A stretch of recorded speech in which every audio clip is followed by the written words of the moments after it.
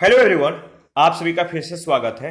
ये NCERT polity का discussion है और आज का टॉपिक है सर्वोच्च न्यायालय अध्याय 17। तो चलिए स्टार्ट करते हैं। क्रम के अनुसार अगर बात करें तो सबसे ऊपर में उच्चतम न्यायालय है देश के स्तर पर। इसके बाद उच्च न्यायालय का स्थान आता है राज्य स्तर पर। देखिए, इसके अधीन कई अधीनस्थ न्यायालय हैं। महानगरीय स्तर पर अधीनस्थ न्यायालय है, श्रम न्यायालय है, इसके बाद विशेषकृत न्यायाधिकरण है, परिवार न्यायालय है, जिला स्तर पर अधीनस्थ न्यायालय है। ये उच्च न्यायालय के देखरेख में या उसके अधीन और उसके नियंत्रण में ये कार्य करते हैं।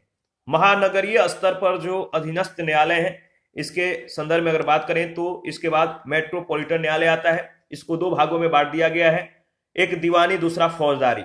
दीवानी के अंतर्गत शहरी दीवानी न्यायालय आता है और फौजदारी के अंतर्गत सत्र न्यायालय आता है।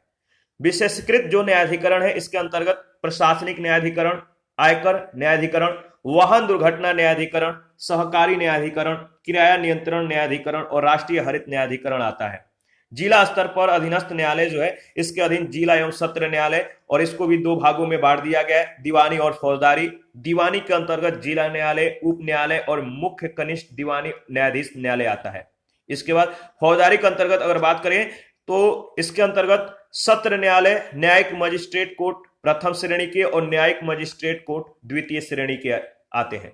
ये सभी उच्च न्यायालय के मतलब की देखरेख में या इसके अधीन या इसके नियंत्रण में ये कार्य करते हैं, इसीलिए ये अधीनस्थ न्यायालय कहलाते हैं। संविधान में संघात्मक शासन व्यवस्था अपनाने के बावजूद भी भारत में अमेरिका की तरह न्यायपालिका की दोहरी प्रणाली नहीं अपनाई गई है। संपूर्ण भारतीय राज क्षेत्र के लिए एकल न्यायपालिका है।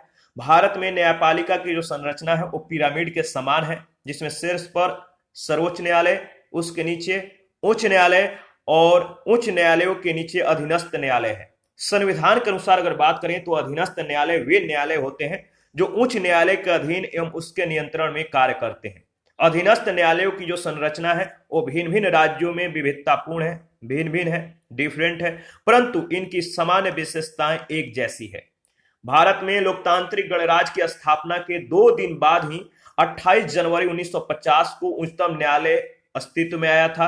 इससे पहले 1937 से 50 के दौरान संसद भवन के चैम्बर ऑफ प्रिंसेस में फेडरल कोर्ट ऑफ इंडिया कार्यरत था। उच्चतम न्यायालय का उद्घाटन संसद भवन परिसर में चैम्बर ऑफ प्रिंसेस में ही हुआ था और 1958 तक यह वहीं पर जो है कार्यरत था, याद रखिएगा।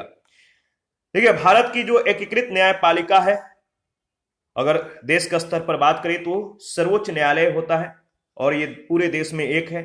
इसके बाद उच्च न्यायालय और पूरे देश में ये 24 है। जिला एवं सत्र न्यायालय आता है, प्रत्येक जिले में एक होता है, और मुंसिफ न्यायालय भी प्रत्येक जिले में एक होता है। और ग्राम स्तर पर अगर बात करें तो न्याय पंचायत आता है, लेकिन कुछ राज्यों में यह न्याय पंचायत है, याद रखिएगा। इसके बाद सर्वोच्च न्यायालय का जो गठन है इसके बारे में चर्चा करेंगे। संविधान के अनुच्छेद 124 के अंतर्गत भारत में एक उच्चतम न्यायालय की स्थापना की गई है। तो अनुच्छेद 124 का जो संबंध है याद रखिएगा। संविधान के अनुच्छेद 124(1) में कहा गया है कि जब तक संसद कानून के द्वारा उच्चतम न्यायालय में न्यायाधीशों की संख्या के संबंध में कोई व्यवस्था नहीं करती है, तब तक उच्चतम न्यायालय में एक मुख्य न्यायाधीश और 7 अन्य न्यायाधीश होंगे। इस प्रकार मूल संविधान में सर्वोच्च न्यायालय में न्यायाधीशों की कुल संख्या 8 निर्धारित की गई थी। संविधान ने उच्चतम न्यायालय के न्यायाधीशों की संख्या, उच्चतम न्यायालय का क्षेत्राधिकार और न्यायाधीशों का वेतन तथा सेवा शर्तें निर्धारित करने का जो अधिकार है वो संसद को प्रदान किया गया है। संसद ने इस अधिकार का प्रयोग करते हुए समय समय पर सर्वोच्च न्यायालय के न्यायाधीशों की संख्या में वृद्धि की है, जो इस प्रकार है। 1950 के अंतर्गत अगर बात करें, जो मूल संविधान था उस समय एक मुख्य न्यायाधीश और 7 अन्य न्यायाधीश थे, यानी कुल मिलाकर 8 न्यायाधीशों की संख्या थी। 1956 में यह बढ़कर 11 हो गया, एक मुख्य न्यायाधीश और 10 जो है अन्य न्यायाधीश। 1960 में 14 हो गया, 1977 में 18, 1986 में 26, 2009 में 31 और 2019 में 34, यानी मुख्य न्यायाधीशों की संख्या 1 और 33 अन्य न्यायाधीश, कुल मिलाकर न्यायाधीशों की संख्या 34। तो 2019 का जो डेटा है इसको ध्यान में रखिएगा। न्यायाधीशों की जो अर्हताएं हैं इसके बारे में देख लेते हैं। अनुच्छेद 124(3) के अनुसार अगर बात करें तो केवल वही व्यक्ति उच्चतम न्यायालय का न्यायाधीश नियुक्त हो सकता है जो निम्नलिखित योग्यताएं रखता हो: भारत का नागरिक हो, किसी उच्च न्यायालय का या ऐसे 2 या अधिक न्यायालयों का लगातार न्यूनतम 5 वर्ष तक न्यायाधीश रहा हो, या किसी उच्च न्यायालय का या ऐसे 2 या अधिक न्यायालयों का लगातार न्यूनतम 10 ईयर्स तक 10 वर्ष तक अधिवक्ता रहा हो, या राष्ट्रपति के दृष्टि में वो प्रसिद्ध विधिवेत्ता हो। इसको याद रखिएगा। मुख्य न्यायाधीश की जो नियुक्ति है इसके बारे में देख लेते हैं। अनुच्छेद 124(2) के द्वारा भारत के राष्ट्रपति को उच्चतम न्यायालय, याद रखिए, उच्चतम न्यायालय और उच्च न्यायालय के न्यायाधीशों की नियुक्ति का अधिकार प्रदान किया गया है। मुख्य न्यायाधीश की नियुक्ति करते समय वह इसी न्यायालय के अन्य न्यायाधीशों की वरिष्ठता को सीनियरिटी को ध्यान में रखता है। पहले जो सीनियरिटी था, वरिष्ठता था, इस पर ज्यादा ध्यान नहीं दिया जाता था, किंतु विधि आयोग की जो 80 रिपोर्ट था इसमें यह सिफारिश की गई कि न्यायाधीशों की नियुक्ति के समय वरिष्ठता पर विशेष ध्यान दिया जाना चाहिए। देखिए, आगे बढ़ने से पहले हम लोग क्या करते हैं कि जो सर्वोच्च न्यायालय से संबंधित जो इंपॉर्टेंट अनुच्छेद है इसके बारे में पहले देख लेते हैं, इसके बारे में चर्चा कर लेते हैं। संविधान के भाग 5 में अनुच्छेद 124 से 147 तक सर्वोच्च न्यायालय से संबंधित प्रावधान किए गए हैं। किस भाग में? भाग 5 में। किस अनुच्छेद से किस अनुच्छेद तक? अनुच्छेद 124 से 147 तक क्या है? सर्वोच्च न्यायालय से संबंधित। तो याद रखिएगा, अनुच्छेद 124 में सर्वोच्च न्यायालय के स्थापना और गठन से संबंधित प्रावधान है। अनुच्छेद 126 के अंतर्गत कार्यकारी मुख्य न्यायाधीश की नियुक्ति से संबंधित प्रावधान किया गया है। ठीक है, याद रखिएगा। अनुच्छेद 127 के अंतर्गत अगर बात करें तो तदर्थ न्यायाधीशों की नियुक्ति की जा सकती है, एड हॉक जस्टिस की नियुक्ति की जा सकती है, इसका प्रावधान किया गया है। आर्टिकल 128 के अंतर्गत अगर बात करें तो सेवानिवृत्त न्यायाधीशों को भी सर्वोच्च न्यायालय के बैठक में उपस्थित होने के लिए बुलाया जा सकता है। अनुच्छेद 129 में जो प्रावधान किया गया है कि उच्चतम न्यायालय को अभिलेख न्यायालय कोर्ट ऑफ रिकॉर्ड घोषित करता है। ठीक है। अनुच्छेद 130 के अंतर्गत अगर बात करें तो उच्चतम न्यायालय का स्थान निर्धारित करने की मुख्य न्यायाधीश की शक्ति से संबंधित प्रावधान दिए गए हैं। अनुच्छेद 131 में उच्चतम न्यायालय की आरंभिक या मूल अधिकारिता का विवरण है। अनुच्छेद 136 में अपील के लिए उच्चतम न्यायालय की विशेष अनुमति का प्रावधान किया गया है। अनुच्छेद 137 उच्चतम न्यायालय की अपने निर्णयों के पुनर्विचार रिव्यू की शक्ति के बारे में उल्लेख किया गया है। अनुच्छेद 141 के अनुसार अगर बात करें तो उच्चतम न्यायालय के द्वारा घोषित विधि सभी न्यायालयों पर बाध्यकारी होती है। और अनुच्छेद 143 के अनुसार अगर बात करें तो राष्ट्रपति की उच्चतम न्यायालय से परामर्श करने की शक्ति का जिक्र किया गया है। अनुच्छेद 145 के तहत उच्चतम न्यायालय को राष्ट्रपति के अनुमोदन से न्यायालय की कार्य पद्धति और प्रक्रिया को विनियमित करने के लिए रूल यानी नियम बनाने की शक्ति दी गई है। अनुच्छेद 146 के अंतर्गत अगर बात किया जाए तो उच्चतम न्यायालय के अधिकारियों और सेवकों की नियुक्ति से संबंधित प्रावधान किया गया है, ध्यान में रखिएगा। देखिए, न्यायाधीशों की नियुक्ति से संबंधित जो विषय है 1998 में उच्चतम न्यायालय ने राय दी कि उच्च न्यायालय के न्यायाधीशों के स्थानांतरण मामले में भारत के मुख्य न्यायाधीश को उच्चतम न्यायालय के 4 वरिष्ठतम न्यायाधीशों, दोनों उच्च न्यायालय के मुख्य न्यायाधीश, एक वहां के जहां से न्यायाधीश का स्थानांतरण हो रहा हो और एक वहां के जहां वह जा रहा हो, इन दोनों से परामर्श करना चाहिए। और इस तरह एकमात्र भारत के मुख्य न्यायाधीश के राय से ही परामर्श की प्रक्रिया पूरी नहीं होती है। कार्यकारी मुख्य न्यायाधीश की जो नियुक्ति है इसके बारे में चर्चा कर लेते हैं।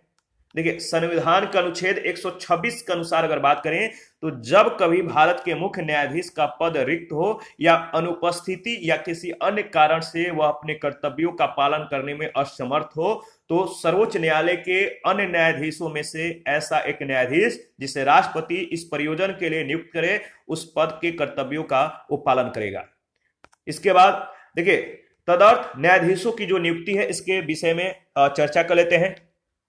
संविधान के अनुच्छेद 127 के तदर्थ न्यायाधीशों के विषय में प्रावधान किया गया है। ठीक है, एड हॉक जस्टिस के बारे में प्रावधान किया गया है। यदि सर्वोच्च न्यायालय में सत्र यानी सेशन आयोजित करने या चालू रखने के लिए कोरम न हो गणपूर्ति न हो तो मुख्य न्यायाधीश राष्ट्रपति के पूर्व सहमति से जो है एड होक जस्टिस की नियुक्ति कर सकता है। तदर्थ न्यायाधीश के रूप में किसी उच्च न्यायालय के ऐसे न्यायाधीश को नियुक्त किया जा सकता है जो उच्चतम न्यायालय का न्यायाधीश बनने के योग्य हो। इस नियुक्ति के संबंध में संबंधित उच्च न्यायालय के मुख्य न्यायाधीश से जो है परामर्श करना आवश्यक है। तदर्थ न्यायाधीशों की नियुक्ति से संबंधित जो प्रावधान है फ्रांस के संविधान से लिया गया है। तदर्थ न्यायाधीश केवल सर्वोच्च न्यायालय में ही जो है नियुक्त किए जाते हैं, उच्च न्यायालय में नहीं। अवकाश प्राप्त न्यायाधीशों की जो नियुक्ति है इसके बारे में चर्चा कर लेते हैं। अनुच्छेद 128 में यह प्रावधान किया गया है कि सर्वोच्च न्यायालय का जो मुख्य न्यायाधीश है राष्ट्रपति के पूर्व सहमति से सर्वोच्च न्यायालय या उच्च न्यायालय को जो है सेवानिवृत्ति न्यायाधीश से सर्वोच्च न्यायालय में बैठने या कार्य करने का जो है अनुरोध कर सकता है। तो जो सर्वोच्च न्यायालय या उच्च न्यायालय से सेवानिवृत्त हो चुके न्यायाधीश हैं उनको जो है सर्वोच्च न्यायालय में बैठने और कार्य करने का जो है अनुरोध किया जा सकता है। उनसे इस कार्य को संपन्न करने का अनुरोध जो है अनुच्छेद 128 के तहत किया जा सकता है। यदि वह व्यक्ति ऐसा अनुरोध जो है स्वीकार कर लेता है, यानी वो कार्य करने के लिए जो है मतलब कि इस अनुरोध को स्वीकार कर लेता है, तो वह राष्ट्रपति के द्वारा निर्धारित किए गए वेतन और भत्ते को पाने का अधिकारी हो जाएगा। साथ ही उसे न्यायालय के न्यायाधीश को प्राप्त अधिकारिताएं हैं और जो शक्तियां हैं वो प्राप्त हो जाएंगी, परंतु वह जो है उस न्यायालय का न्यायाधीश नहीं समझा जाएगा। ठीक है, याद रखिएगा। ये सभी मतलब कि जो सुविधाएं देने के बावजूद भी वो न्यायालय का न्यायाधीश नहीं होंगे, याद रखिएगा, इंपॉर्टेंट है। देखिए, इसके बाद अगर बात करें तो उच्चतम न्यायालय में न्यायाधीश नियुक्त होने वाली जो महिलाएं हैं इनको ध्यान में रखिएगा। यहां से प्रश्न जो है बहुत बार पूछे गए हैं कि आप इस बात को ध्यान में रखिएगा कि उच्चतम न्यायालय में न्यायाधीश नियुक्त होने वाली जो प्रथम महिला थी वो कौन थी? जस्टिस फातिमा बीबी। इनका कार्यकाल है 1989 से 1992। इसके बाद जस्टिस सुजाता मनोहर 1994 से 1999 तक। जस्टिस रूमा पाल का जो कार्यकाल है 2000 से 2006 तक। जस्टिस ज्ञान सुधा मिश्रा का कार्यकाल था 2010 से 2014 तक। आर भानुमति का 13 अगस्त 2014 से अब तक। जस्टिस रंजना प्रकाश देसाई का कार्यकाल सितंबर 2011 से अब तक। जस्टिस इंदु मल्होत्रा का जो कार्यकाल है वो है 27 अप्रैल 2018 से अब तक। और इंदिरा बनर्जी थी, इनका जो कार्यकाल था 7 अगस्त 2018 से 23 सितंबर 2022 तक। राष्ट्रीय न्यायिक नियुक्ति आयोग के बारे में चर्चा कर लेते हैं। देखिए, 2014 में केंद्र सरकार के द्वारा न्यायपालिका में न्यायाधीशों की नियुक्ति करने के लिए राष्ट्रीय न्यायिक नियुक्ति आयोग के गठन के लिए 121वां संविधान संशोधन विधेयक पारित किया गया। संविधान के प्रावधानों के तहत इस विधेयक को पारित कराने के लिए संसद के दोनों सदनों के विशेष बहुमत के अलावा कम से कम आधे राज्यों के विधानमंडल के समर्थन की भी आवश्यकता थी। वर्तमान सरकार ने विपक्षी दलों के सहयोग से ये सारी चुनौतियां सफलतापूर्वक पार की और 31 दिसंबर 2014 को राष्ट्रपति श्री प्रणब मुखर्जी ने विधेयक पर हस्ताक्षर कर दिए। यह 99वें संविधान संशोधन के नाम से जाना गया और इसके तहत अनुच्छेद 124 और 217 को परिवर्तित करके स्पष्ट कर दिया गया कि राष्ट्रपति राष्ट्रीय न्यायिक नियुक्ति आयोग के सिफारिशों के अनुसार न्यायाधीशों की नियुक्ति व स्थानांतरण करेगा। साथ ही संसद ने एक और विधेयक पारित किया जो राष्ट्रीय न्यायिक नियुक्ति आयोग अधिनियम के नाम से जाना गया। यह अधिनियम इस आयोग के गठन आदि से जुड़े प्रावधानों और प्रक्रियाओं का प्रावधान करता था। 99वें संविधान संशोधन के तहत यह प्रावधान किया गया था कि इस आयोग में कुल 6 सदस्य होंगे। भारत का मुख्य न्यायमूर्ति इसका प्रथम सदस्य और अध्यक्ष होगा। इसके अलावा सुप्रीम कोर्ट के 2 अन्य वरिष्ठतम न्यायाधीश भी इसके सदस्य होंगे। चौथे सदस्य के रूप में भारत का कानून व न्याय मंत्री शामिल होंगे और शेष 2 सदस्यों के तौर पर 2 प्रख्यात कानूनविदों को शामिल किया जाएगा और इन 2 प्रख्यात कानूनविदों का जो चयन होगा वो 3 सदस्यीय समिति गठित करके की जाएगी, जिसमें प्रधानमंत्री, भारत के मुख्य न्यायमूर्ति और लोकसभा में विपक्ष के नेता शामिल होंगे। अगर लोकसभा में किसी भी व्यक्ति को नेता विपक्ष का दर्जा प्राप्त नहीं है तो सबसे बड़े विपक्षी दल के जो नेता होंगे इनको समिति में शामिल किया जाएगा। यह भी शर्त है कि इन 2 प्रख्यात व्यक्तियों में से एक का मनोनयन अनुसूचित जातियों, अनुसूचित जनजातियों, अन्य पिछड़े वर्गों, अल्पसंख्यकों या महिलाओं में से किया जाएगा। याद रखिएगा। देखिए, महत्वपूर्ण प्रावधान यह भी था कि अगर इन 6 सदस्यों में से कोई भी 2 सदस्य किसी व्यक्ति के नाम पर वीटो कर देंगे तो उसे न्यायाधीश नहीं बनाया जा सकेगा। हालांकि 2015 में सर्वोच्च न्यायालय ने 99वें संविधान संशोधन अधिनियम तथा एनजेएससी अधिनियम दोनों को जो है असंवैधानिक घोषित कर दिया। पुरानी क्या हुआ, ये जो दोनों थे जो 99 संविधान संशोधन अधिनियम और एनजेएससी, ये दोनों जो है असंवैधानिक घोषित हो गए। तो इसके बाद क्या हुआ, पुरानी जो कॉलेजियम सिस्टम था यह पुनः कार्यरत हो गई। सर्वोच्च न्यायालय का यह निर्णय फोर्थ जजेज केस 2015 में आया। न्यायालय के दृष्टि में केंद्र की नई जो प्रणाली एनजेएससी था वो न्यायपालिका की स्वतंत्रता को प्रभावित करता था। न्यायाधीशों की जो पदावधि है इसके बारे में चर्चा कर लेते हैं। उच्चतम न्यायालय का कोई भी न्यायाधीश तब तक पद पर बना रहता है जब तक 65 वर्ष की आयु प्राप्त नहीं कर लेता, किंतु वह किसी भी समय राष्ट्रपति को संबोधित अपने हस्ताक्षरी पत्र से अपना पद त्याग कर सकेगा और सिद्ध कदाचार या असमर्थता के आधार पर संसद के प्रत्येक सदन के द्वारा विशेष बहुमत का मतलब है उस सदन के कुल सदस्य संख्या के बहुमत और उपस्थित एवं मतदान में भाग लेने वाले 2/3 सदस्यों के बहुमत से पारित समावेदन पर राष्ट्रपति के द्वारा जो है पद से हटाया जा सकेगा। कोई व्यक्ति जिसने उच्चतम न्यायालय के न्यायाधीशों के रूप में पद धारण किया है वह सेवानिवृत्ति के पश्चात भारत के राज क्षेत्र के भीतर किसी न्यायालय में जो है वकालत नहीं कर सकेगा, प्राइवेट प्रैक्टिस नहीं कर पाएगा, किंतु उसे राज्यपाल या राजदूत जैसे सम्मानजनक पद पर नियुक्त किया जा सकेगा। न्यायाधीशों पर जो महाभियोग है इसके बारे में चर्चा कर लेते हैं। यदि न्यायाधीश पर दुर्व्यवहार या अक्षमता या साबित कदाचार का दोष सिद्ध हो जाता है तो न्यायाधीश को पद मुक्त करने के लिए उस पर महाभियोग की प्रक्रिया अपनाई जाती है। यह निम्न प्रकार से लगाई जाती है। लोकसभा के कम से कम 100 या राज्यसभा के कम से कम 50 सदस्यों के द्वारा राष्ट्रपति को संबोधित एक प्रस्ताव लोकसभा के अध्यक्ष या राज्यसभा के सभापति को दिया जाता है। इस प्रस्ताव का अन्वेषण 3 व्यक्तियों की समिति करती है और इनमें से 2 उच्चतम न्यायालय के न्यायाधीश और एक प्रख्यात विधिवेत्ता होता है, याद रखिएगा। इसके बाद अगर देखिए बात करें तो यदि समिति यह पाती है कि न्यायाधीश कदाचार का दोषी है या न्यायाधीश असमर्थ है तो प्रस्ताव समिति के प्रतिवेदन के साथ विचार के लिए जो है उस सदन में ग्रहण किया जाता है जिसमें प्रस्ताव लंबित होता है। यदि प्रस्ताव प्रत्येक सदन में उस सदन के कुल सदस्य संख्या के बहुमत के द्वारा और उपस्थित तथा मत देने वाले सदस्यों के कम से कम 2/3 बहुमत के द्वारा पारित कर दिया जाता है तो राष्ट्रपति को इस संबंध में समावेदन प्रस्तुत किया जाता है। राष्ट्रपति जब समावेदन पर हस्ताक्षर कर देता है तो न्यायाधीश जो है ये मतलब हट जाते हैं, न्यायाधीश को हटा दिया जाता है। देखिए, न्यायाधीशों या न्यायाधीश पर महाभियोग की प्रक्रिया संसद के एक ही सत्र में पूर्ण होनी चाहिए। अभी तक उच्चतम न्यायालय के एक भी न्यायाधीश को उसके पद से महाभियोग के द्वारा नहीं हटाया गया है। संविधान निर्माण के बाद अब तक केवल एक बार 1992-93 में उच्चतम न्यायालय के न्यायाधीश वी रामास्वामी के विरुद्ध जो है उसे पद से हटाए जाने के लिए संसद में जो है प्रक्रिया प्रारंभ हुई, लेकिन समिति ने न्यायाधीश को दोषी पाया, परंतु शासक दल का जो प्रस्ताव था वो वापस लिए जाने के कारण प्रस्ताव जो है पारित नहीं हो सका। अतः भारत के जो संवैधानिक इतिहास है इसमें अब तक किसी न्यायाधीश को जो है जो महाभियोग का प्रक्रिया है इस प्रक्रिया के द्वारा हटाया नहीं गया है। फरवरी 2009 में कलकत्ता उच्च न्यायालय के न्यायाधीश सौमित्र सेन के विरुद्ध राज्यसभा के सदस्यों के द्वारा संसद में उसे पद से हटाए जाने के लिए प्रस्ताव को प्रस्तुत किया गया था। भारत के संवैधानिक इतिहास में दूसरी बार किसी न्यायाधीश को उसके पद से हटाए जाने के लिए संसद में प्रक्रिया प्रारंभ की गई, याद रखिएगा। इसके बाद शपथ या प्रतिज्ञान, इसके बारे में चर्चा कर लेते हैं। न्यायाधीश अपना कार्य प्रारंभ करने से पहले राष्ट्रपति या राष्ट्रपति के द्वारा नियुक्त किसी व्यक्ति के समक्ष जो है संविधान के 3य अनुसूची में निर्धारित प्रारूप के अनुसार शपथ ग्रहण करता है। इस प्रारूप के अंतर्गत न्यायाधीश निम्नलिखित बातों की जो है शपथ लेता है। शपथ किस अनुसूची में दिया गया है? 3य अनुसूची में। तो क्या शपथ लेता है? शपथ लेता है कि मैं विधि के द्वारा स्थापित भारत के संविधान के प्रति सच्चा जो है श्रद्धा और निष्ठा रखूंगा।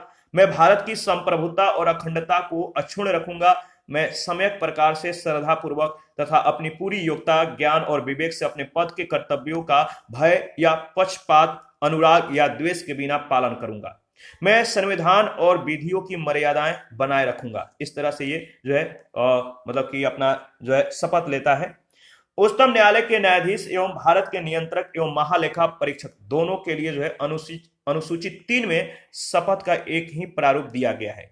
तो अनुसूची 3 का जो संबंध है वह है ओथ से, याद रखिएगा। उच्चतम न्यायालय का जो स्थान है इसके बारे में चर्चा कर लेते हैं।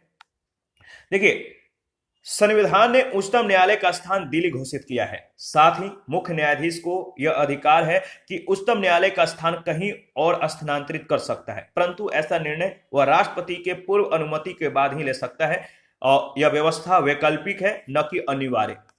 अभी तक हैदराबाद और श्रीनगर में सर्वोच्च न्यायालय ने अपनी ऐसी बैठकें की हैं। सर्वोच्च न्यायालय की जो स्वतंत्रता है इसके बारे में चर्चा कर लेते हैं। ठीक है, संविधान में सर्वोच्च न्यायालय की स्वतंत्रता निम्न प्रकार से सुनिश्चित की गई है। ठीक है, पहला है, सर्वोच्च न्यायालय के न्यायाधीशों की नियुक्ति के लिए राष्ट्रपति के द्वारा भारत के मुख्य न्यायाधीश से परामर्श लिया जाता है। सर्वोच्च न्यायालय के न्यायाधीश राष्ट्रपति के द्वारा संसद के दोनों सदनों के द्वारा समर्थित आवेदन पर ही साबित कदाचार या असमर्थता के आधार पर हटाया जा सकता है। सर्वोच्च न्यायालय के न्यायाधीशों के भत्ते, छुट्टियां, पेंशन संसद के द्वारा निर्धारित किए जाते हैं तथा उनमें उनकी पदावधि के दौरान कोई भी अलाभकारी परिवर्तन नहीं किया जा सकता।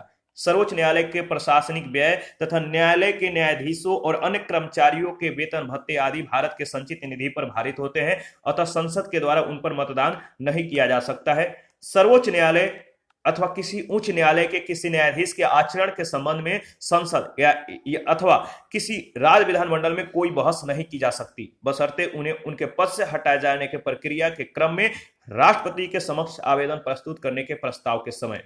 संविधान के द्वारा यह अधिनियमित किया गया है कि सेवानिवृत्ति के पश्चात उच्चतम न्यायालय का न्यायाधीश भारत में किसी भी न्यायालय में या किसी अन्य प्राधिकारी के समक्ष वकालत नहीं कर सकता।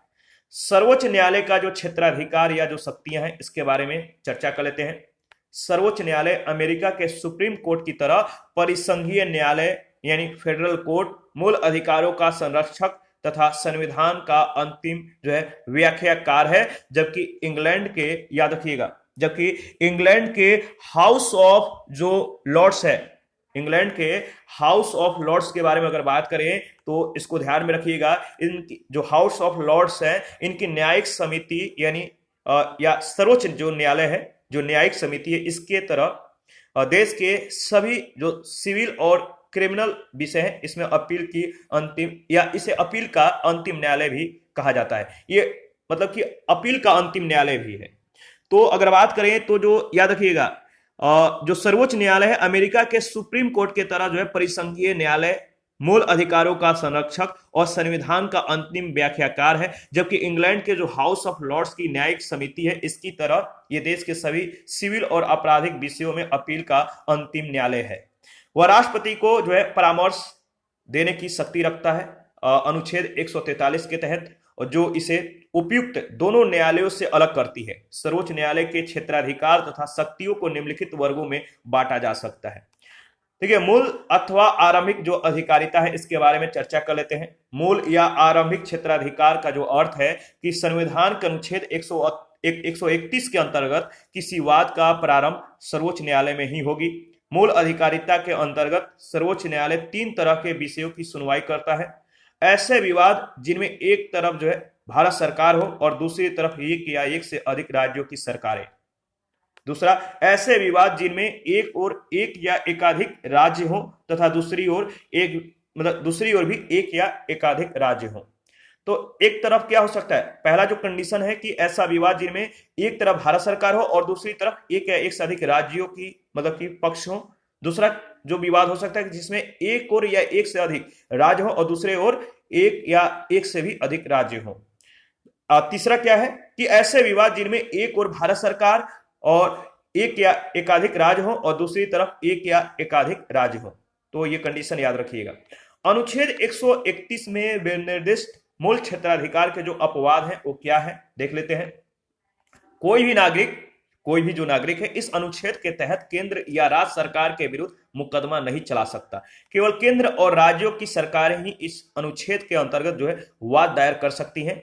और अनुच्छेद 131 के परंतुक में बताया गया है, परंतुक में वर्ड पर ध्यान दीजिएगा, परंतुक में बताया गया कि संविधान के आरंभ से पहले की जो संधि है, ट्रीटी, करार, सनद या ऐसे ही किसी अन्य लिखित मामलों को इस अनुच्छेद के अधीन नहीं उठाया जा सकेगा। इसके अतिरिक्त अनुच्छेद 262 के अंतर्गत अगर बात करें तो अंतर्राज्यीय जल आयोग, इंटर स्टेट वाटर कमीशन को निर्दिष्ट किया गया विषय अनुच्छेद 131 का अंतर्गत शामिल नहीं है। ध्यान में रखिएगा, इसके बाद रिट अधिकारिता के बारे में जो है डिस्कस कर लेते हैं। रिट ज्यूरिडिक्शन, संविधान के अनुच्छेद 32 में सर्वोच्च न्यायालय को रिट अधिकारिता दी गई, जिसके तहत उसे नागरिकों के मूल अधिकारों की रक्षा के लिए 5 प्रसिद्ध रिटें हैबियस कॉर्पस, मैंडमस, प्रोहिबिशन, सर्टेररी और को वारंटो सहित अन्य प्रकार की जो है रिटें निर्देश और आदेश जारी करने की शक्ति प्रदान की गई है, ध्यान में रखिएगा। इसके बाद अपीलीय जो अधिकारिता है इसके बारे में चर्चा कर लेते हैं। सर्वोच्च न्यायालय सिविल या आपराधिक सभी तरह के मामलों में अपील का अंतिम न्यायालय है, ठीक है। सर्वोच्च न्यायालय के अपीलीय क्षेत्राधिकार को 4 भागों में बांटा जा सकता है। कितने भागों में? 4 भागों में बांटा जा सकता है। तो देखिए, पहला है संवैधानिक विषयों से जुड़ी अपीलें अनुच्छेद 132 के तहत, सिविल विषय से जुड़ी अपीलें अनुच्छेद 133 के तहत, आपराधिक विषय से जुड़ी अपीलें अनुच्छेद 134 के तहत और विशेष अनुमति से की जाने वाली जो अपील है वो है अनुच्छेद 136 के तहत। तो याद रखिएगा, पहला जो है संवैधानिक विषयों से जो जुड़ी अपीलें हैं इसके बारे में चर्चा कर लेते हैं, बारी बारी से सबको जो है डिस्कस करेंगे। तो संवैधानिक विषयों से जुड़ी जो अपील है अनुच्छेद 132 के अंतर्गत जो प्रावधान है कि यदि किसी उच्च न्यायालय के किसी निर्णय, डिक्री या अंतिम आदेश से कोई ऐसा विवाद उत्पन्न हुआ है जो संविधान से संबंध विधि का सारवान प्रश्न है, याद रखिएगा विधि का सारवान प्रश्न है और उच्च न्यायालय इस आशय का प्रमाण दे देता है तो सर्वोच्च न्यायालय में उसकी अपील की जा सकेगी, ठीक है। यह विषय सिविल, आपराधिक और अन्य भी हो सकता है। सूचना प्रौद्योगिकी अधिनियम 2000 के भाग 66(1) को उच्चतम न्यायालय ने मूल अधिकारों के उल्लंघन के आधार पर रद्द कर दिया है, याद रखिएगा। इसके बाद है सिविल मामलों से जुड़ी जो अपीलें हैं अनुच्छेद 133 के अंतर्गत अगर बात करें तो सर्वोच्च न्यायालय में कोई भी सिविल अपील मतलब तभी लाई जा सकती है जब निम्नलिखित 3 शर्तें पूरी करती हो। पहला, उस मामले के विधि के व्यापक महत्व का प्रश्न निहित हो, ठीक है। और दूसरा, वह प्रश्न सामान्य महत्व का हो, ठीक है, यानी पक्षकारों के अतिरिक्त बहुत से अन्य व्यक्तियों या लंबित मामलों पर उसका प्रभाव पड़ने वाला हो। तीसरा, उच्च न्यायालय के राय में उस प्रश्न का निर्धारण सर्वोच्च न्यायालय के द्वारा किया जाना आवश्यक हो, याद रखिएगा। इसके बाद आपराधिक मामलों से जुड़ी जो अपीलें हैं इसके बारे में देख लेते हैं। देखिए, संविधान के जो आर्टिकल 134 है इसमें आपराधिक मामलों के विषय में सर्वोच्च न्यायालय में अपील का प्रावधान किया गया है। उच्च न्यायालय के द्वारा किसी आपराधिक मामलों की सुनवाई में दिए गए निर्णय, आदेश तथा दंडादेश के विरुद्ध सर्वोच्च न्यायालय में निम्नलिखित स्थितियों में अपील की जा सकती है। इस बात को ध्यान में रखिएगा। आगे बढ़ते हैं। इसके बाद अगर देखिए बात करें तो यदि उच्च न्यायालय ने अधीनस्थ न्यायालय के द्वारा दिए गए दोष मुक्ति के आदेश को पलटते हुए अभियुक्त को मृत्यु दंड दे दिया हो, यदि उच्च न्यायालय ने न्यायालय से कोई मामला मंगाकर अभियुक्त को दोष सिद्ध कर दिया हो या उसे मृत्यु दंड दे दिया हो। तीसरा, यदि उच्च न्यायालय ने किसी मामले के विषय में यह प्रमाणित कर दिया हो कि यह विषय सर्वोच्च न्यायालय के अपील करने योग्य है, तो ये सभी जो है इसके अंतर्गत आएंगे, ध्यान में रखिएगा। देखिए, संसद अनुच्छेद 134(2) के अंतर्गत उच्चतम न्यायालय को आपराधिक मामलों में अपील ग्रहण करने और सुनने के लिए जो है अतिरिक्त शक्ति मतलब फर्दर पावर प्रदान कर सकती है तथा उसके लिए शर्तों और परिसीमाएं नियत कर सकती है। चौथा है विशेष अनुमति की अपीलें। अनुच्छेद 136 का जो उद्देश्य है उन विषयों पर अपील की शक्ति देना जो या तो इन तीनों में शामिल न हो पाए या कोई अन्य विशेष परिस्थितियां बन गई है, तो अनुच्छेद 136 का जो उद्देश्य है वो यही है। एक अर्थ में अगर बात करें तो यह शक्ति सर्वोच्च न्यायालय के पास अपील ग्रहण करने की अवशिष्ट शक्ति के रूप में होती है।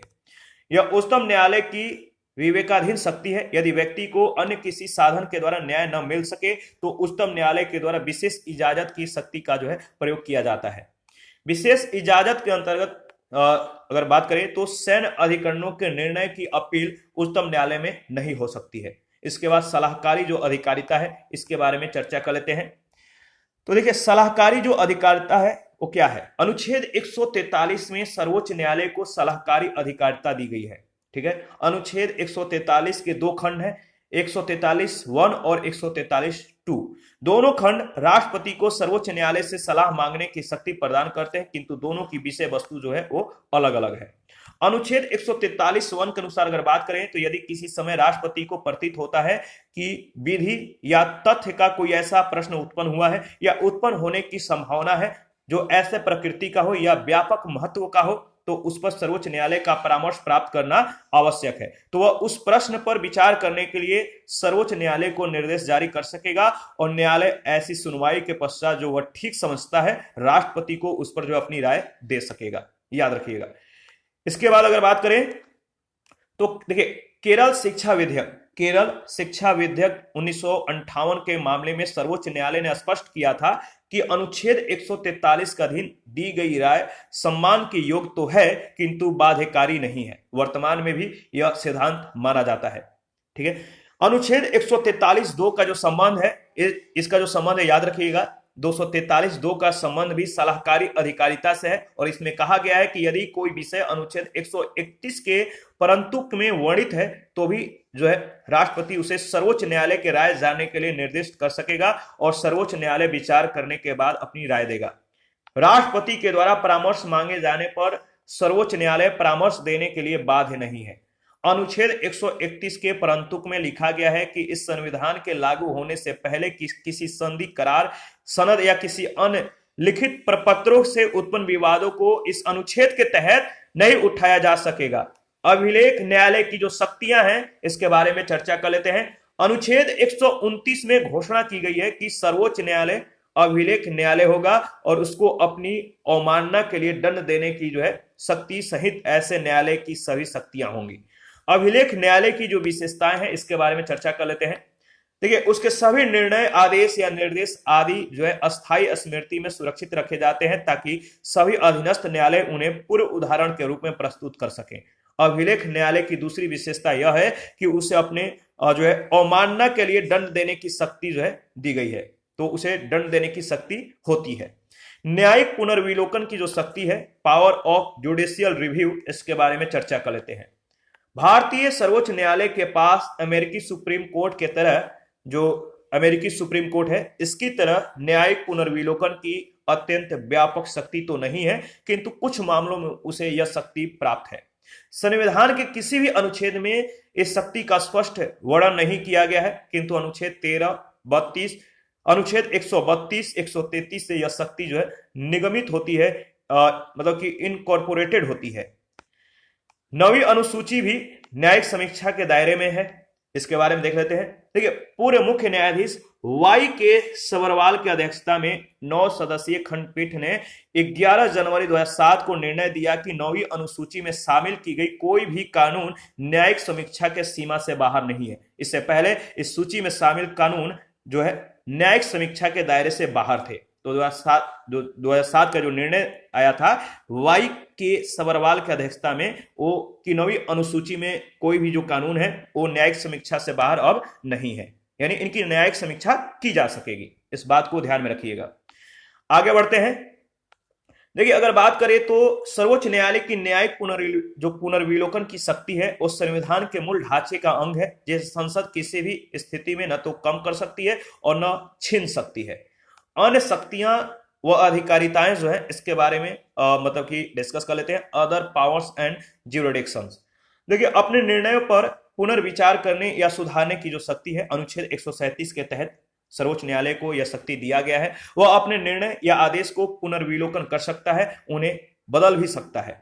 जिन याचिकाओं के तहत सर्वोच्च न्यायालय अपने निर्णयों का जो है पुनर्विलोकन करता है उन्हें पुनर्विचार याचिका कहते हैं, रिव्यू पिटीशन कहते हैं। ऐसे याचिका निर्णय के 30 दिनों के भीतर ही दी जा सकती है। पिछले कुछ समय में एक नई अवधारणा प्रचलित हुई जिसे उपचारात्मक याचिका या दोषाहारी याचिका कहते हैं। इसका प्रयोग वहां किया जाता है जहां पुनर्विचार याचिका भी खारिज हो गई हो, किंतु पीड़ित पक्ष है वो किसी अति गंभीर आधार पर जो है, या जो पीड़ित पक्ष है किसी अति गंभीर जो बेस है, आधार है, इस पर जो है उपचार का निवेदन करना चाहता हो, तो उसके पास जो है एक गंभीर आधार होना चाहिए।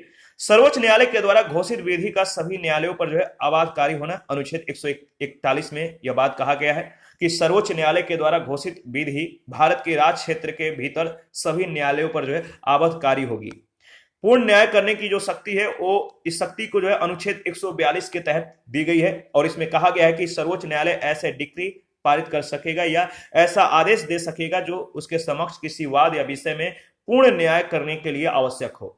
मामलों का स्थानांतरण जो मामला है इसका जो है ट्रांसफर करने की जो शक्ति है, स्थानांतरण करने की जो शक्ति है वो अनुच्छेद 139 क के द्वारा दी गई है। यह अनुच्छेद 42वें संविधान संशोधन के द्वारा संविधान में शामिल किया गया था। 44वें संशोधन के द्वारा इसमें कुछ परिवर्तन भी किया गया था। सर्वोच्च न्यायालय से संबंधित नियम बनाने की जो शक्ति है वो अनुच्छेद 145 के तहत सर्वोच्च न्यायालय को यह शक्ति दी गई है। तो 145 आर्टिकल 145 क्या है? तो सर्वोच्च न्यायालय से संबंधित नियम बनाने की जो शक्ति है इस आर्टिकल के तहत इसको दी गई है सर्वोच्च न्यायालय को। और यह शक्ति दी गई है कि वह अपने जो कार्य है, जो सर्वोच्च न्यायालय का कार्य है, वो अपनी कार्य प्रक्रिया आदि से संबंधित नियम बना सकता है और इसके संबंध में दो शर्तों का पालन करना जो है अनिवार्य है। पहली जो शर्त है कि राष्ट्रपति के अनुमोदन से ही यह बनाए जा सकते हैं और दूसरी यह नियम संसद के द्वारा निर्मित, याद रखिएगा, पहली जो शर्त है कि यह नियम राष्ट्रपति के अनुमोदन से ही बनाए जा सकते हैं और दूसरी शर्त है कि यह नियम संसद के द्वारा निर्मित विधियों के विरुद्ध नहीं होनी चाहिए। अनुच्छेद 145(3) में स्पष्ट कर दिया गया है कि यदि किसी मामले में संविधान की व्याख्या का प्रश्न निहित हो या अनुच्छेद 143 के अधीन राष्ट्रपति के द्वारा पूछे गए प्रश्न पर विचार करने का प्रसंग हो तो कम से कम 5 न्यायाधीश का पीठ बैठेगी। ठीक है, याद रखिएगा। देखिए, 5 या अधिक न्यायाधीश की जो पीठ है इसको संविधान पीठ भी कहा जाता है। तो संविधान पीठ किसको कहा जाता है? जिसमें 5 या अधिक न्यायाधीशों का जो है मतलब कि पीठ हो, इसको संविधान पीठ कहते हैं।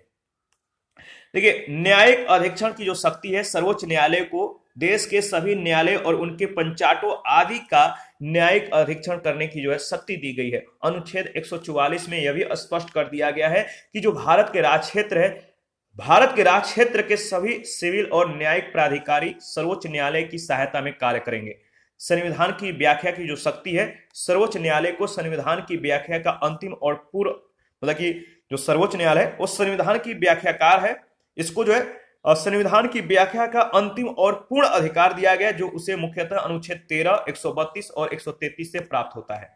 निर्वाचन विवाद से जुड़ी जो शक्ति है, राष्ट्रपति तथा उपराष्ट्रपति के निर्वाचन से संबंधित जो यदि कोई विवाद उत्पन्न होता है तो उसका निपटारा करने के लिए शक्ति सिर्फ मतलब कि इन राष्ट्रपति या उपराष्ट्रपति के निर्वाचन से संबंधित जो विवाद है इसका निपटारा करने की जो शक्ति है सिर्फ सर्वोच्च न्यायालय के पास ही है।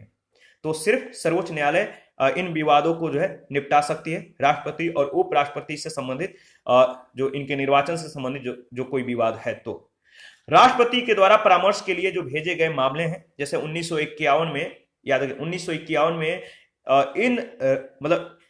इन री दिल्ली लॉ एक्ट यानी दिल्ली विधि अधिनियम के मामले को राष्ट्रपति के द्वारा परामर्श के लिए जो भेजे गए मामला था 1951 में दिल्ली विधि अधिनियम के मामले। ठीक है, इसके बाद 1952 में री सी कस्टम्स एक्ट के मामले, 1956 में री बेरोजगारी के मामले।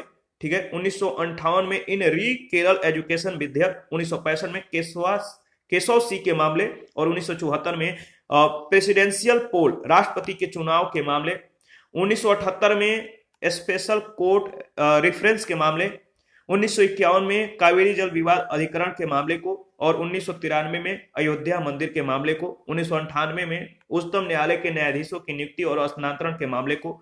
2001 का जो विशेष जो निर्देश था 2001 का विशेष निर्देश वो प्राकृतिक गैस से संबंधित मामला है। 2002 का जो विशेष निर्देश है वो है गुजरात विधानसभा के चुनाव का मामला। तो याद रखिएगा, ये बहुत ज्यादा इंपॉर्टेंट है। तो आगे बढ़ते हैं, और ये क्या है, ये राष्ट्रपति के द्वारा परामर्श के लिए भेजे गए जो मामले थे, ये सभी मामले हैं, 12 मामले थे।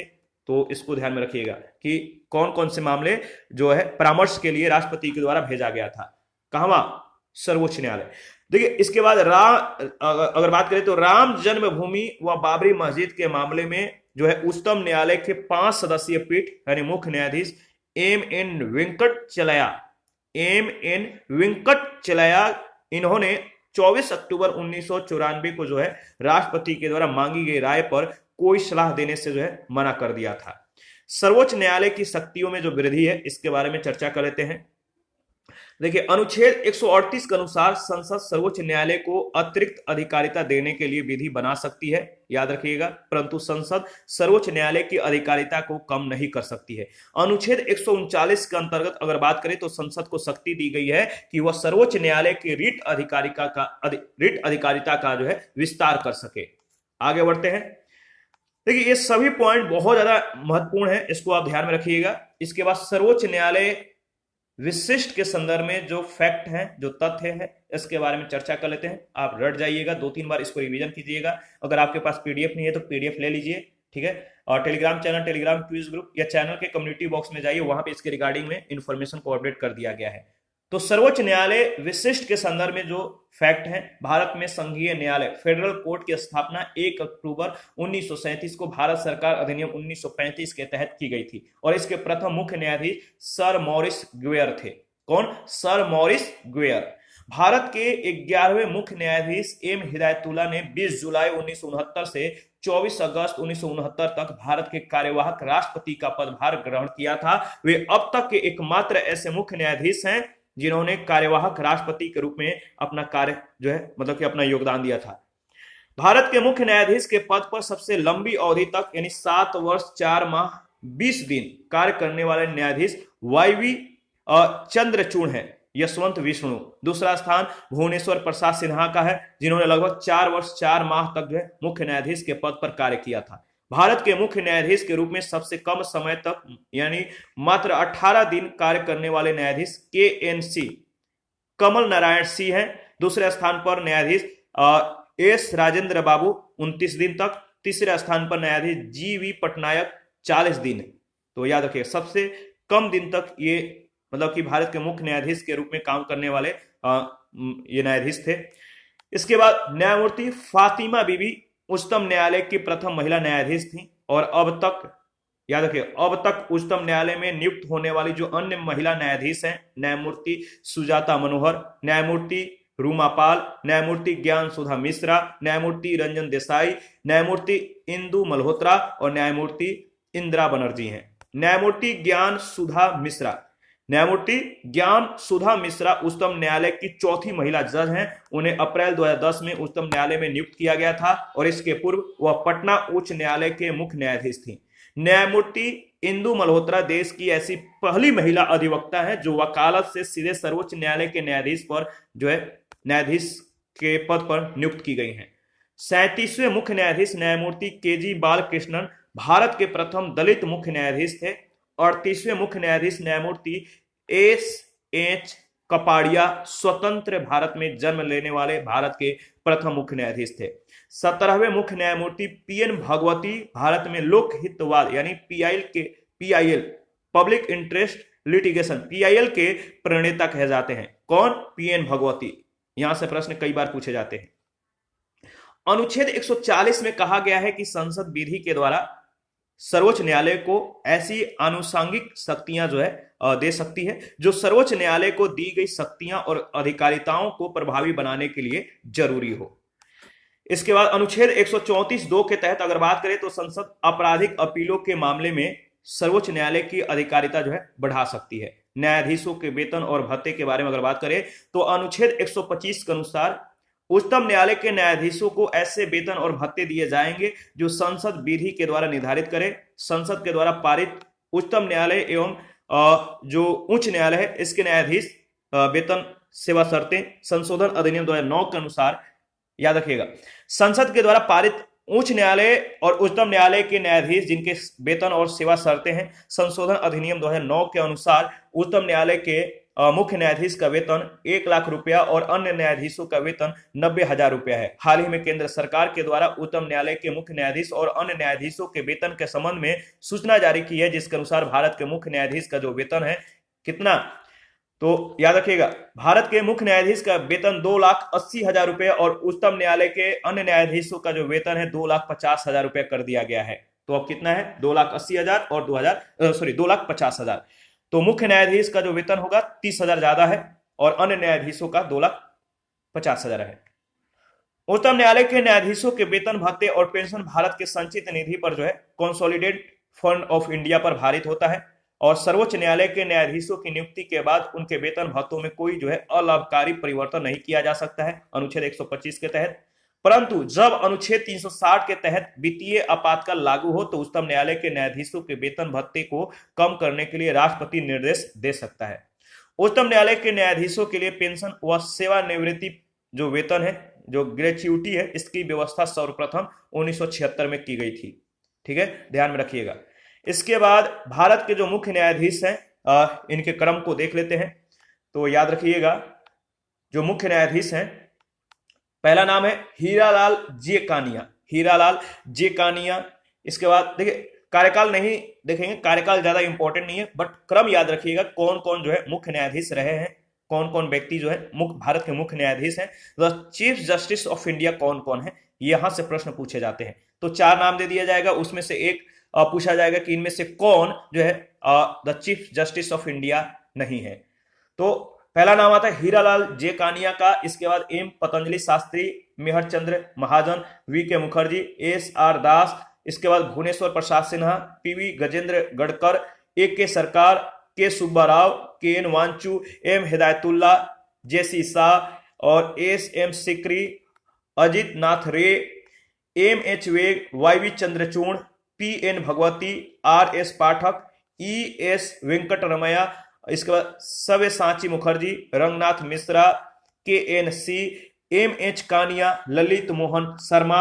इसके बाद अगर बात करें तो M N Venkatachaliah, A M Ahmadi, J S Verma, M M Punchhi, Adarsh Sen Anand, S P Bharucha, Bhupinder Nath Kirpal, G V Pattanaik, Vishweshwar Nath Khare, S Rajendra Babu, Ramesh Chandra Lahoti, Y K Sabharwal, K G Balakrishnan, S H Kapadia, Altamas Kabir, P Sathasivam, R M Lodha, H L Dattu, Tirath Singh Thakur, Jagdish Singh Khehar, Dipak Misra, Ranjan Gogoi और शरद अरविंद बोबडे और एन वी रमन्ना, ये वर्तमान में कार्यरत हैं, याद रखिएगा।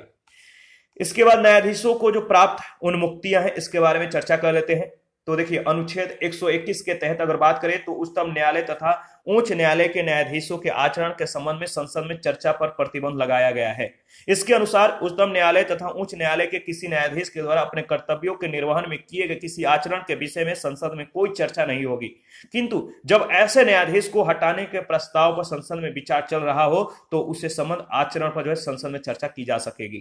ठीक है, न्यायालय की जो अवमानना है, इसके बारे में देख लेते हैं। भारतीय संविधान के अनुच्छेद 129 में सर्वोच्च न्यायालय तथा अनुच्छेद 215 में उच्च न्यायालय के अवमानना के संबंध में सख्तियों का प्रावधान किया गया है।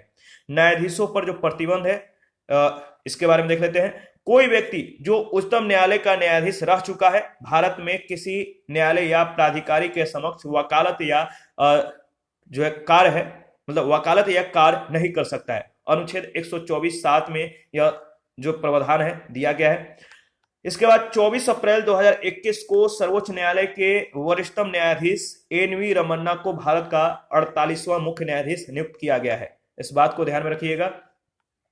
इसके बाद अगर बात करें तो देखिए, नेक्स्ट क्या है कि अगर बात करें तो राष्ट्रीय न्यायिक नियुक्ति आयोग अगस्त 2014 में सरकार ने राष्ट्रीय न्यायिक नियुक्ति आयोग से संबंधित कानून के लिए संसद के दोनों सदनों में 121वां संविधान संशोधन विधेयक पारित किया।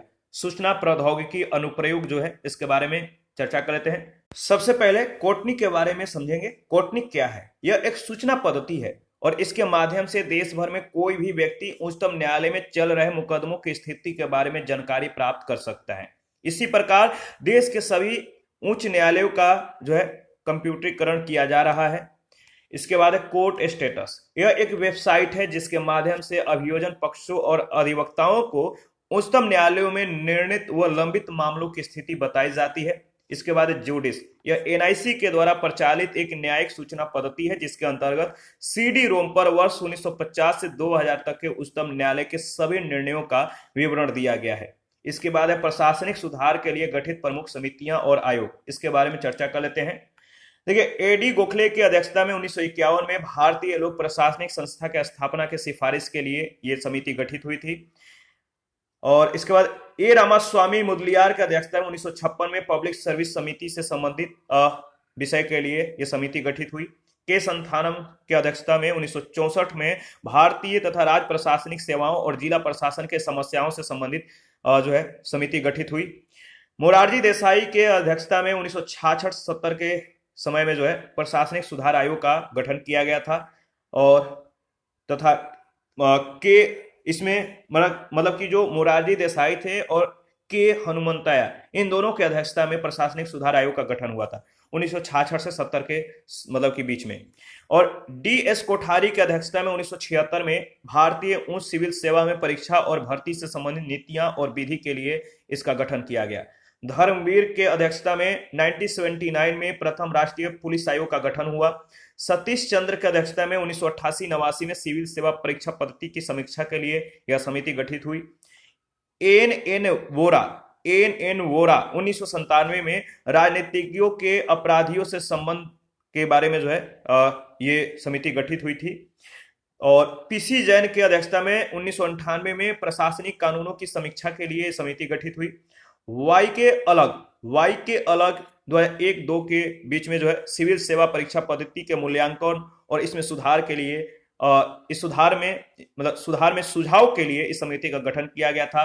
पीसी होता 2002-4 में सिविल सेवा में सुधार के लिए इस समिति का गठन किया गया। और बी के चतुर्वेदी की अध्यक्षता में 2004-5 में सुरेंद्र तथा चतुर्वेदी व पीसी होता समितियों की रिपोर्ट पर विचार के लिए समिति का गठन हुआ। और वीरप्पा मोइली की अध्यक्षता में 2005 में द्वितीय प्रशासनिक सुधार आयोग का गठन किया गया। इसी के साथ आज का सेशन समाप्त करते हैं। नेक्स्ट सेशन में उच्च न्यायालय के बारे में डिस्कस करेंगे। आप अपना प्रतिक्रिया देते रहिए। आपके प्रतिक्रियाओं का हमें बेसब्री से इंतजार रहता है। जिन लोगों ने Telegram channel, Telegram quiz group, Facebook page, Instagram को ज्वाइन नहीं किया, वीडियो के डिस्क्रिप्शन बॉक्स में उसका लिंक है, आप ज्वाइन कर सकते हैं। मिलते हैं नेक्स्ट सेशन में। अभी के लिए इतना ही।